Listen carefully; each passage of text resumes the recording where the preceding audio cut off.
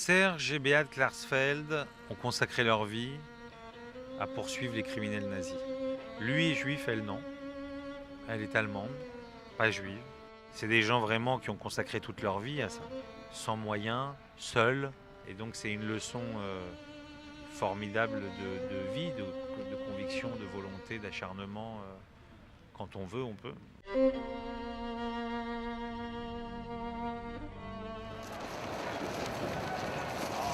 Dans ce cadre, Olivier, oui. Là c'est américain, avec les deux. Canal+ avait envie de traiter l'histoire des nazis après-guerre par rapport à la France. À ce moment-là, j'aurais dit, à ce moment-là, c'est évident qu'il faut contacter les Klarsfeld. Et donc on leur a demandé s'ils voulaient bien qu'on parle de leur histoire. On les a rencontrés. Et ensuite, ils ont fait tellement de choses qu'on a cherché quelle était la voie la plus efficace pour parler de leur œuvre, de leur action. Et on s'est dit que le cas Barbie, non pas parce que c'est la personne la plus connue de ce qu'ils ont fait, mais ce qu'il y avait dans le cas Barbie qui était très intéressant, c'est qu'il a continué quelque part à exercer, à être recruté après la guerre et ensuite en Amérique latine pour ses compétences.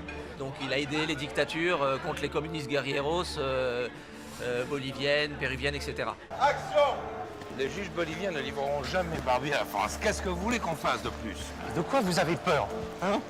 De déballer le linge sale de la collaboration pendant le procès? D'ailleurs, arrêtez de jouer les donneurs de leçons. La Bolivie est à 10 000 km d'ici. Et on n'a aucun moyen de pression sur une dictature, voilà, c'est tout.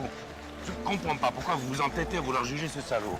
Pour l'exemple, un procès, ça laisse une trace. Hein? Une balle dans la peau aussi. Avec moi, ça serait déjà fait. On a été projeté dans ce problème de l'impunité des criminels nazis qui avaient opéré en France et qui étaient les seuls au monde à ne pas pouvoir être jugés. Donc accepter qu'on ne juge pas des gens sur lesquels pesaient des crimes terribles, bien c'était mal de la part de l'Allemagne, donc il fallait y remédier.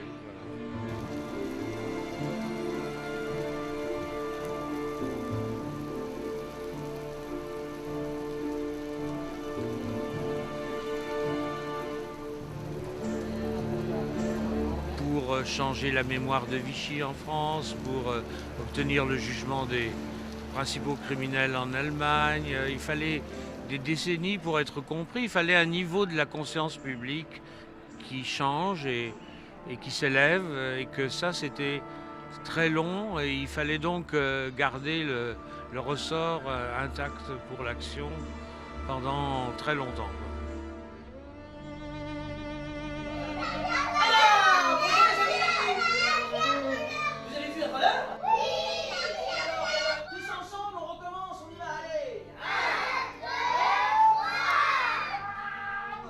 Je cherchais quelle forme d'esprit avaient l'un et l'autre et quels acteurs pouvaient interpréter cette forme d'esprit. Quand on voit ta main se baisser, on crie parce que Guignol il a pris un coup? Non. D'accord, on a compris. Serge, c'est un joueur d'échecs, je sais pas, un Kasparov, je sais pas quoi, quelque chose comme ça, et il vend à cette espèce d'intelligence en mouvement comme ça, et j'étais vraiment très content qu'il ait accepté. Et Franca, il fallait quelqu'un qui a cette espèce de franchise. Quelqu'un qui énonce des vérités avec son énergie, sa franchise, et on n'a rien à lui dire parce que oui, c'est évident. Et qu'est-ce que tu veux répliquer à ça? Et Franca, cette énergie de base, voilà. La France refuse de bouger. Alors j'ai pensé que vous pourriez nous aider quand vous avez arrêté les chemins à Buenos Aires. Et vous vous souvenez du bordel diplomatique? Cette histoire a fait beaucoup de tort au Mossad. C'est bien de sensibiliser les générations les unes après les autres. J'espère que ce n'est pas le dernier film sur Klarsfeld. Il faudrait le refaire dans 5 ans, dans 10 ans. Mais je pense que c'est, oui, important, parce que je me souviens même qu'au moment du procès, certains ne savaient pas qui était Klaus Barbie. Donc oui, c'est important de faire des films comme cela. On se dit que s'ils n'avaient pas existé, l'histoire de l'après-guerre aurait changé. Le souvenir qu'on en aurait, l'image qu'on en aurait changé.